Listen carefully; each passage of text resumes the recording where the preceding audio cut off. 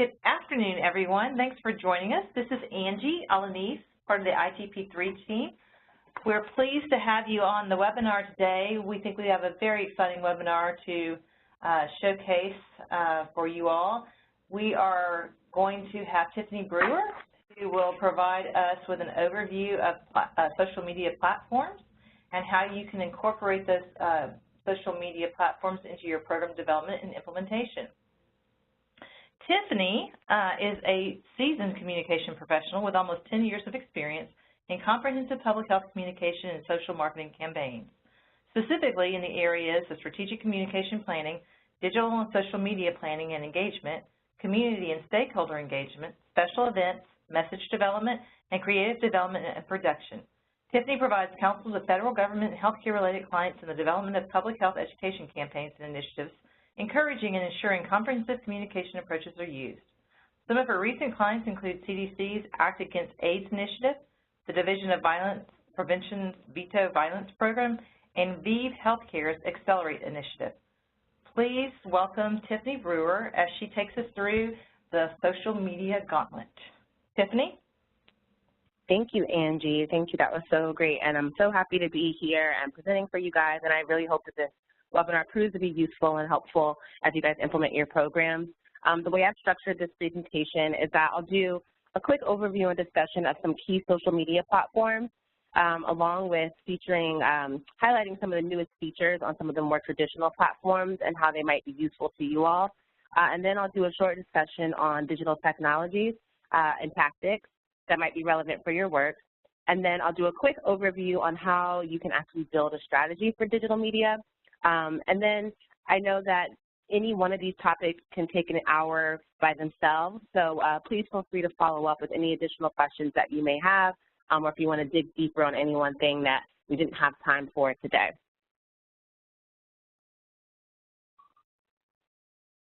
So I want to first start with just doing a quick overview of some data and statistics about why digital media is so important. Digital tactics in communicating about public health and health research continue to be increasingly important. Of all media interactions, 90% are now screen-based, and social networking is the #1 online activity in the United States. For you guys, which might be most important, is that 92% of teens report going online daily, and this may be aided by obviously the convenience of and constant access from cell phones, especially smartphones. And 24% of teens say they go online almost constantly. Most of this data is pulled from the Pew Research Center, and if you have more specific questions or you want to know how much urban teens use it and how much older adults use internet and different platforms, Pew Research Center is a great resource for that, and I can provide a link to that and some resources following this webinar.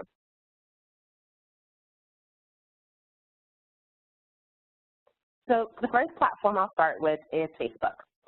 Most of you guys, I'm sure, are familiar with Facebook. 72% of American adults still use Facebook, and 71% of American teens use Facebook.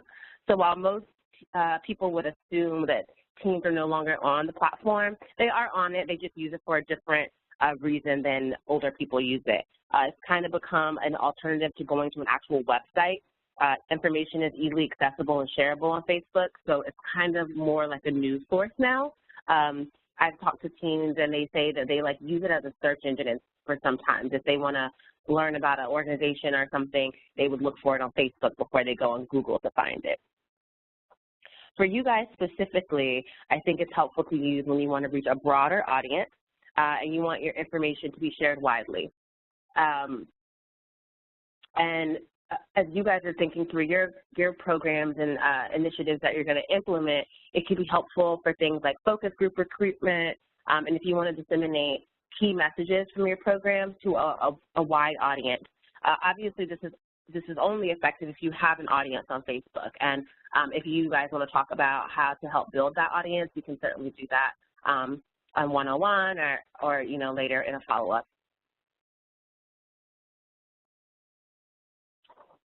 So while Facebook has been around for quite long, they try to keep up to speed on some of the other things that are competing for them, and one of their new features is Facebook Live. It was launched last year, and it allows users to broadcast live video on Facebook from a mobile device. You can also tie Facebook Live to Facebook events, so you can help people who are not able to participate in your event in person be able to have some virtual connection. When you have a Facebook Live event, your followers get to opt in to get notified anytime you do that. So whether or not they know that you're having a Facebook Live event or you promoted it, if they follow you on Facebook, they'll get a notification that you're going live. During your actual broadcast, you'll see the number of live viewers, you'll see the names of your friends or followers who are tuning in, and you'll get a real-time stream of comments. When you end your broadcast, it'll be saved on your timeline just like any other video. So it's important to think about how you want to engage in your commentary during your Facebook Live event, but also just remember that there will be time for comments if you want to only respond to comments after the live broadcast is ended, because it'll be archived on your timeline just like any other post. I think the level of effort to record video and post to your account is pretty low. You just have to keep in mind that it can be laborious to monitor comments if you expect a lot of that kind of thing. It's helpful to use when you have longer video content that you want to post that can be captured live, mostly because the longer you broadcast, the more likely people are to discover the video and then invite their friends to watch it on Facebook with them. Again, this is another feature that is best to use if you have a strong Facebook following already. So if you focus a lot of your social media efforts into Facebook, this could be a good way to continue to expand and extend your messaging.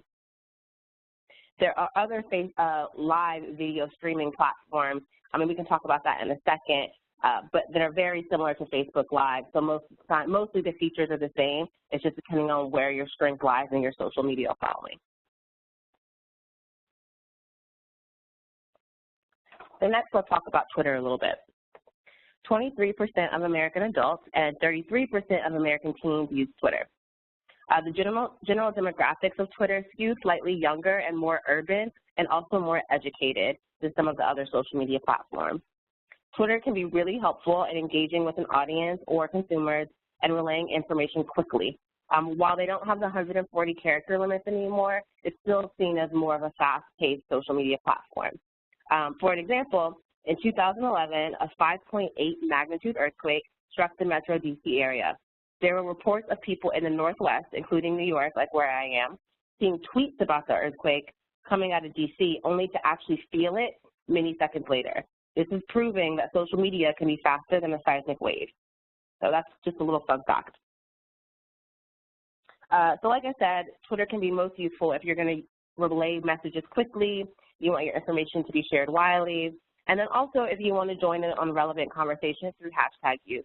Twitter is kind of the originator of hashtags, and so it's the most comprehensive platform for hashtag tracking, and you can easily see which hashtags might be most relevant to you on Twitter. For you guys, I think it can be most useful for real-time engagement with audiences through things like Twitter chats, Q&A sessions, things like that, where you can invite a panel of experts or real-life people that are experiencing teen pregnancy or unplanned pregnancy or that kind of thing, and invite them into a Twitter chat to have with just your general audience. Also, a really cool feature of Twitter that I think works well is their targeted promotion. So you can use geo-targeting if you are having an event that you only want to promote to a specific neighborhood or city, and your whole following doesn't get it. And usually geo-targeting makes it more effective to reach the people you want to reach. So Facebook Live that we just talked about is very similar to Periscope. Periscope is the video streaming system that's powered by Twitter. So like I said before, if you have a better Twitter following than a Facebook following, Periscope would be the streaming platform that you would want to use. So another new feature of Twitter is Twitter Moments. Moments is a string of videos, photos, and tweets behind news stories and events that unfold on Twitter. So it's kind of like trending topics, but a more comprehensive way to curate trending topics. When they were first launched, they were curated by an editorial team at Twitter, but they actually just open up Moments to all users, so you can put together your own. brands are also able to run promoted moments within Twitter's live event section. If you haven't had a chance to already, take a little while to just go to the Twitter homepage, and you can click on the Moments button. It looks like a little lightning bolt on the top left-hand side of the Twitter platform, and just to explore and see what it looks like. You'll see that when you click into a moment, you're taken to like an introduction page with the title and description of what the moment is, and then you can swipe right to view all of the things that are curated into the moment. If you have like a specific issue you want Twitter to cover as a moment, you can work with them and their team. For example, they created a moment for World AIDS Day last year, and that's what this example is here on this page. It's a free feature, but like I mentioned, you can promote moments, and that can cost anywhere from hundreds of dollars to thousands of dollars.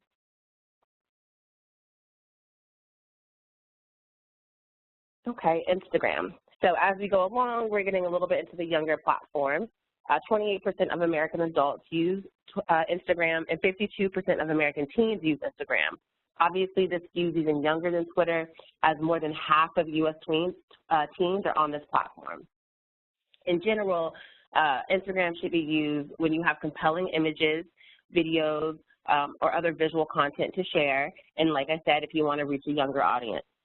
I think for you guys, you can use it best if you want to disseminate your prevention messages to teens. You want to target promotion of program activities via geo-targeting. Instagram is tied into the Facebook platform, so all of the features of scheduling posts and any advertising you want to do, you do through the Facebook platform. So all of those options are available on Instagram as well. Instagram has also become sort of an alternative to Snapchat, and we'll talk about Snapchat in a second, but they just added a stories feature, and it's a little bit more easy to control than on the Snapchat platform, but it still reaches young people. And also, folks have recently become really popular on Instagram, so they kind of become Instagram stars, which is similar to YouTube stars, and we'll talk about that in a little bit as well. But basically, people have made careers out of being popular on Instagram. And so that's a really cool network that you can tap into if you have budget to help these influencers influence your following. This example that you see here on this slide is from Bedsider. They do a really great job of using imagery as a medium to promote their messages, and they always have just like cool little pictures with a little quote or something over top of it that's eye-catching, and that's a perfect way to use Instagram. Okay, so I just referenced Snapchat, and we'll talk a little bit about that. More than 60% of U.S. 13 to 34-year-old smartphone users are Snapchatters. It's the most popular platform for young people, so if you want to reach an almost purely young teen audience, Snapchat is the way to do that. It's a messaging app for sharing moments, essentially. You can take a photo or a video, and then you add a caption or one of these cool, funky filters that they have, and you can send it either directly to a friend or you add it to your story to share with your followers. The only way that you see a person's story is if you're a follower of them. So friends can view the individual snaps for up to 10 seconds, and then the post disappears. So if you send it directly to a friend, it disappears after they look at it, and that's it. If you post it on your stories, it stays up for 24 hours, although you can manipulate that time frame. I think I mentioned that it's the fastest growing social network behind Instagram and Facebook, and it has some of the most engaged users. Snapchat is a free tool, but there are advertising features that you can use. It ranges from just a few dollars to many hundreds of thousands of dollars. The filter options are really cheap. You purchase the filters based on the length of time that you'll use them and the geography that you're planning to cover.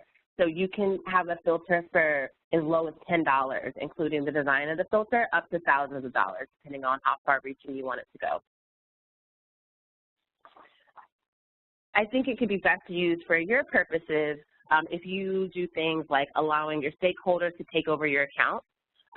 So you would turn over your account to one of your employees or partners or participants to give the followers of the Snapchat account a glimpse into their lives or a behind-the-scenes look at an event that you're doing. Another way, obviously, is to promote events, post videos of setup and of things that are happening. And I find that Snapchat is the most interesting when you're seeing something that's happening, not just like these random posts of people you know, living their everyday lives, but things that might be cool to attend that you can't actually be near. And then I mentioned purchasing of filters, and if you can purchase filters whether or not you have a Snapchat account. So if actually having an account is not something that's a priority for your program or your organization, but you do have events and things like that, and that teams will be attending, every team Snapchats wherever they're at. So if they have a filter they can use on their Snapchat, that's a great way to kind of extend your messaging and your branding and have people go somewhere else after that.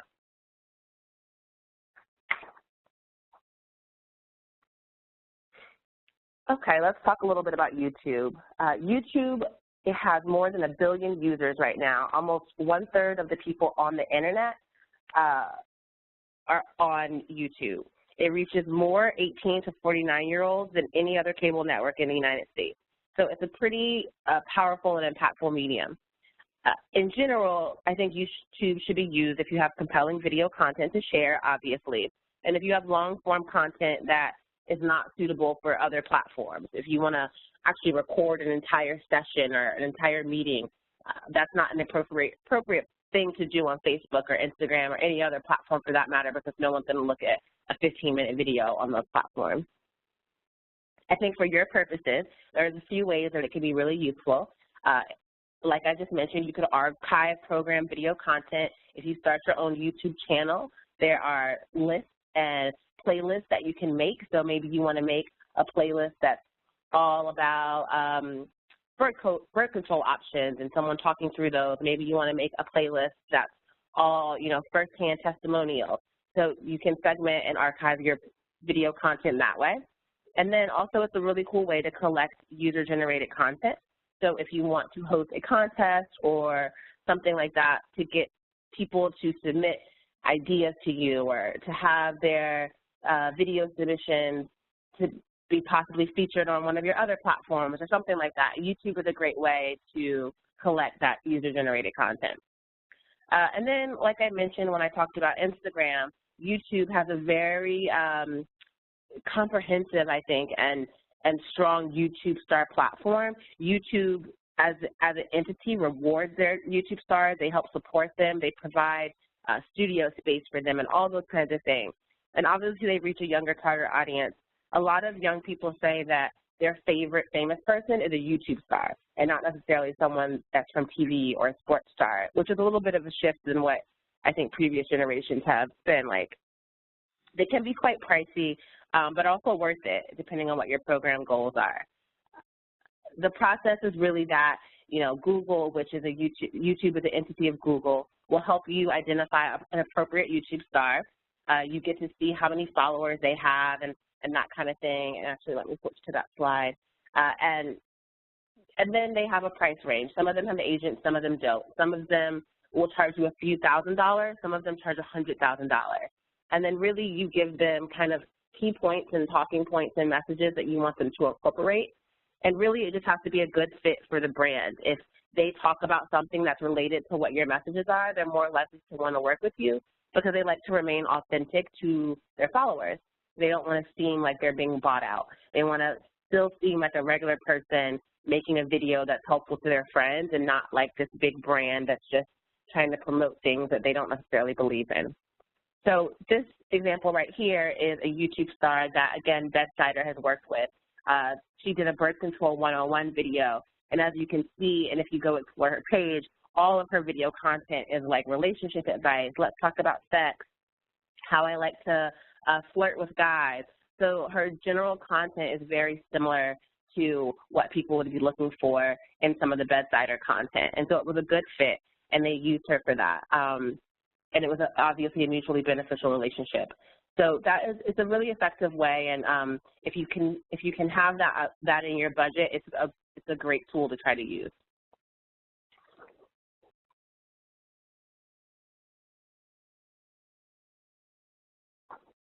So now I'm going to do a little quick overview of a couple digital tools and tactics and things that you can try that are not necessarily platform-based.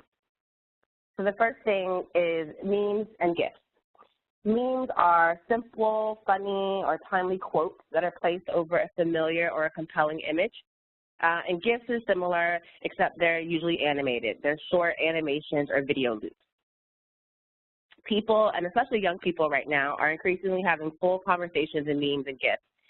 The most recent iOS update on iPhones even includes a meme and a GIF option within the messages that allow you to search for them so that you can post them in your messages without having to go off of the app to do so.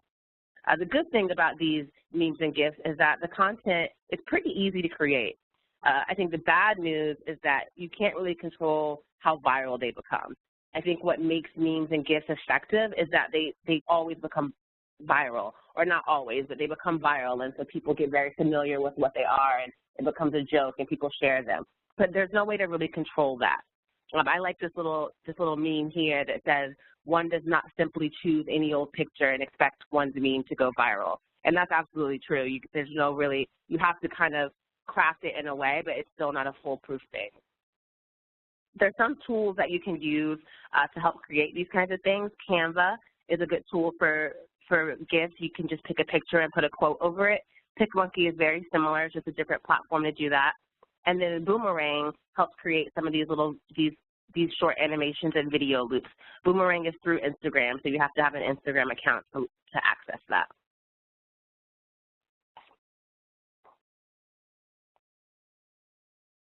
Okay, so blogger outreach is essentially connecting influential bloggers with your program and initiative.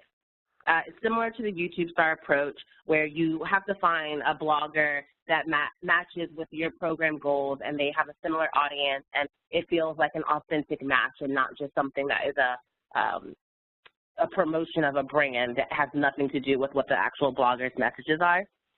Obviously, the advantage is it broadens the reach of your messages to an audience that maybe you weren't able to tap into with whatever else you're doing in your project or your campaign.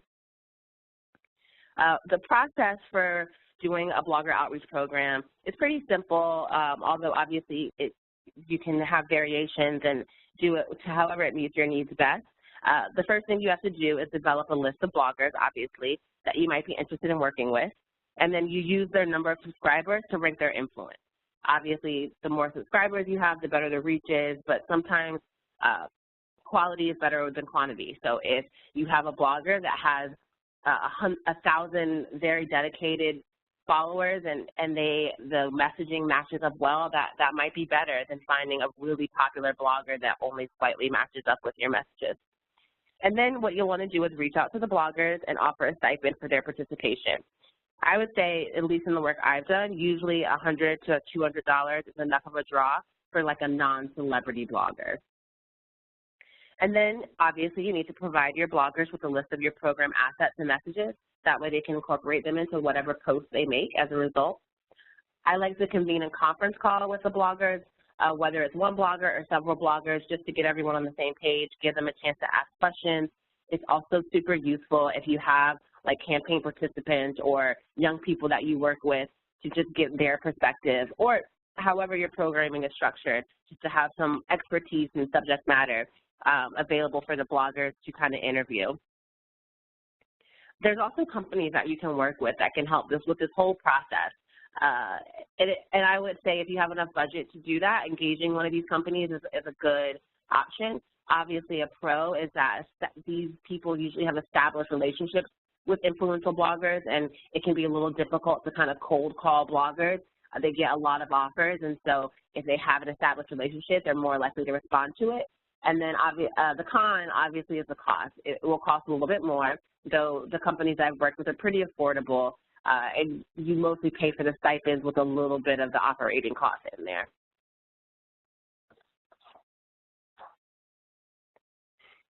Okay, so the last tool I'll talk a little bit about are mobile apps. Everyone's usually interested in apps.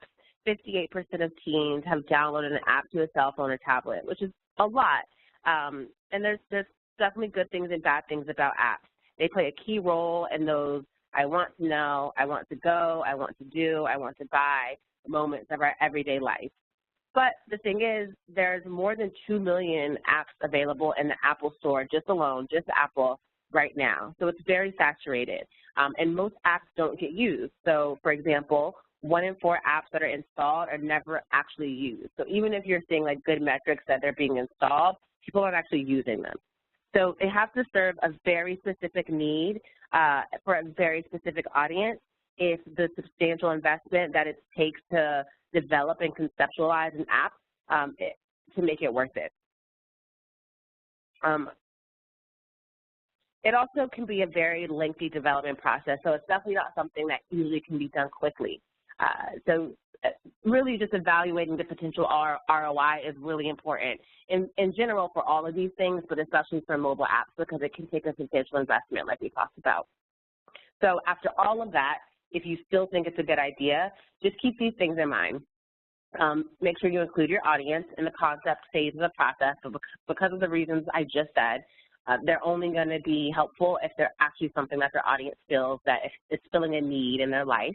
And then make sure you're considering your privacy concerns. Most apps are going to need some kind of data, and that can be a problem not just for the user and whether they decide to keep using the app, but also depending on what your clearance and approval process is for your organization or your program. And then the last thing that some people don't always think about is making sure your app is discoverable beyond just the App Store. So making sure that you use some search engine optimization, that its promotion of the app is kind of embedded and included in any other of your program messaging and materials so that it's worth it, so people can find the app and they know how to use it without looking for it in the App Store. So I have one example of a text messaging campaign that's obviously different than a mobile app, but still using mobile for campaign purposes. So text message campaigns tend to be a little bit cheaper than mobile app development, and they can serve a little bit of a different need. Text message campaigns are obviously more engaging and one-on-one, while a mobile app is a little bit more passive. There's not any live engagement that happens. If you want more information about how to afford a text message campaign or how to get lists for text message campaigns, feel free to follow up with me. But this is a quick case study that was executed by DoSomething.org. DoSomething.org executes with its team members very targeted micro campaigns. So for this campaign, over 130,000 of the Do Something members pranked their friends by, quote unquote, impregnating their phones with a digital baby to parent for the day. Some of the members also took part in the prank themselves. All in all, they changed about 1 million digital diapers, got puked on at least 63,000 times, and of course helped lots of people understand, even if just for a little bit, what it's like to be a teen parent. This was all in the hopes of preventing teen pregnancy. So things like this that are pretty creative, but they're pretty simple to execute and not as expensive as a mobile app should be something you consider if you feel that a mobile app might not be right for you. So now that we've talked through a bunch of platforms and tactics, I just want to do a quick run through of how you can actually manage your digital and social media needs and what has to happen as you develop a strategy and things you should take into consideration. So you can see from this slide there's many steps involved in effective management. The first is actually planning for your account. This includes defining your audience in a very specific way. I think a lot of people tend to say, like, it's just the general population, 18 to 34, but it helps if you're being very specific because as you saw as we talked through things, different platforms serve different audiences and they serve different needs. So thinking about your audience in a very specific way is the first thing that you need to do. And then, of course, you need to think about things like how you're going to set up the platform, what's the name going to be, who's going to have administrative rights, who's going to manage the day-to-day of it, who's going to upload the content, who's going to be responsible for monitoring any comments or negative responses that happen. Then you need to get a good content creation plan in place and find a strategy that works for you. Most platforms, you don't have to post every day. If you set that up as an expectation, that's what your audience will expect. If you can only have resources to support content for, 2 times a week or every other day, then that's okay. Just be consistent about that so that your audience knows how to expect content from you. If you're only going to use Snapchat for events, that's okay. You don't have to post on Snapchat every day. Just be clear about how that's how you're using that platform. All in all, you just want to be purposeful about using your social media. It's too rare that planning involves thinking about what you can do for your audience, which is exactly where you want to start. And then don't forget to evaluate. Many social media platforms offer evaluation tools embedded into their back end. So for example, Facebook has an insights tool that creates very awesome visualizations, and it helps you assess your efforts from everything from what time of day people visit your page to how they're reaching your page. So really tapping into things like that can be really useful. And then there's companies like Simply Measured and Systemos that offer comprehensive metrics as well. You have to pay for, like a seat or a subscription of it, and there's different options for those, but they can be pretty comprehensive as well.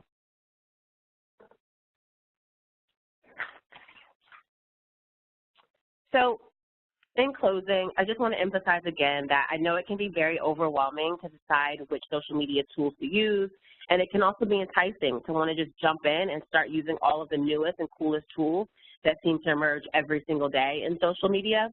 But I'd advise you to think about who you're trying to reach, what format your messages will best resonate, what kind of resources you can devote to digital engagement, because it can quickly become a full-time job, and why you're choosing the social media that you're choosing.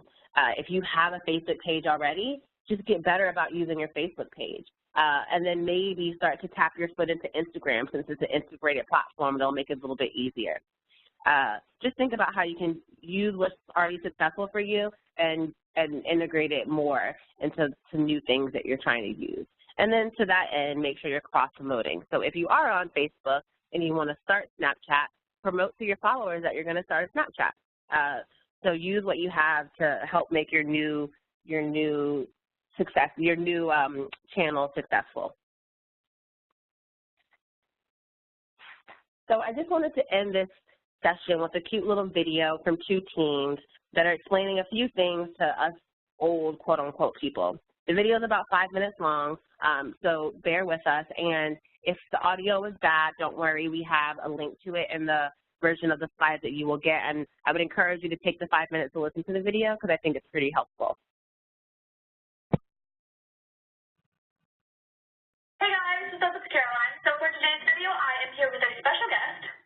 She's actually not taller than me. She's sitting on a pillow. For today's video, we are going to be addressing questions older people have about social media. My mom asked a bunch of her colleagues some questions that they have about social media, so we are going to be answering them. Mary Ann asked, what is the definition of a cool app? What makes it cool or uncool? I think like a cool app is like really addicting. Well, to make an app cool is just to have like a bunch of people use it, like Instagram, Twitter, different famous person uses it. Maeve asked, explain the real language of Instagram. How does a rate versus TBH work? Rate is a rate is like a number, and then a TBH is just to be honest, which I think is just used. Everyone says the exact thing.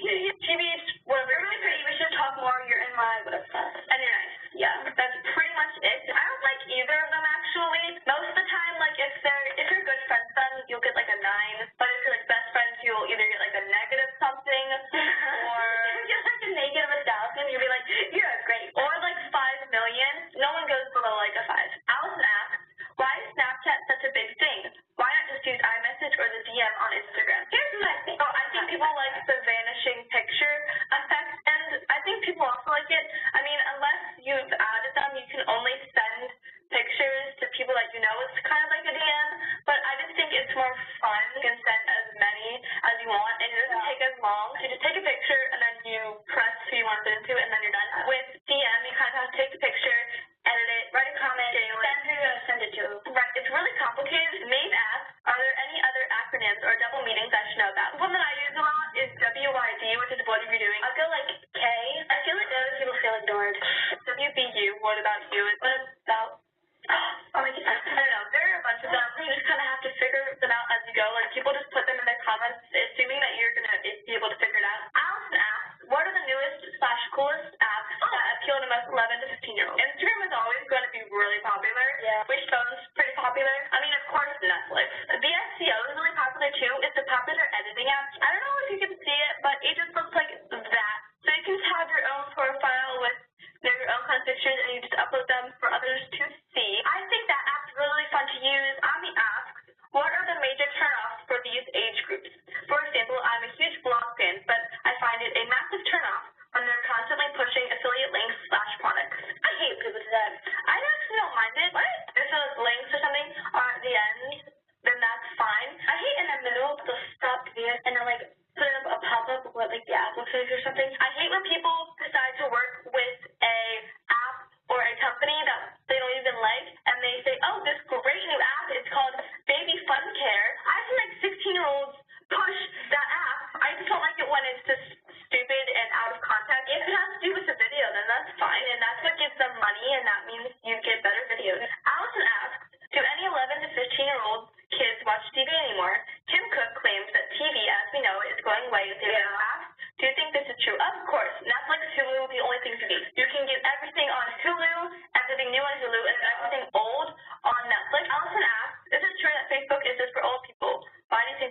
Yes, of course. Well, I think it's just for old people just because older people started using it first. Every adult that I know has a Facebook. Abby asks, beauty/fashion is definitely oversaturated, but what are content areas that are undersaturated? The BuzzFeed videos, just like the top 10 randomest facts about anything, like the top things women don't know about their hair or something like that. And also I think vlogs are pretty undersaturated. I love vlogs because they're really interesting. A lot of people vlog every day, which is really interesting, so you get a new video every single day. Ami asks, do they use YouTube or do we use YouTube for non-fun things? I look up stuff on YouTube, like YouTube stuff. I look up my math stuff on YouTube. I look up a lot of my YouTube things on YouTube, how to make a banner, how to make a thumbnail, how to make the logo. Oh, I just hit the ground. Who is your favorite creator? Is it their content or their personality? I'm not going to say his name. I refuse to promote people without getting paid. You don't do that! He starts his own pictures, and he just talks about the pictures, and he's just so funny. Like, even if the pictures are... Oh, yeah, I saw those videos. He's hilarious. Alexis Giselle, Mikey Murphy, Luke Corns, Love from Leah X, My Drunk Kitchen, Hannah Hart. I love all those people because they're so hilarious. What differentiates the top YouTube creators from the others? Well, obviously the quality and the lighting, if their editing is good. I'll watch people if they seem like me. I also really like YouTubers that are true to themselves and they aren't like, they're just... I've been making videos for 2 years now. I've been uploading for like 10 months. A long time ago, I used to upload videos. I wasn't me, basically. See me make a lot of faces like, yeah, that's her. That's me. Anyways, I hope you guys enjoyed this video. If you did, make sure to give it a huge thumbs up. Please subscribe, and I'll see you guys next week. Bye, guys.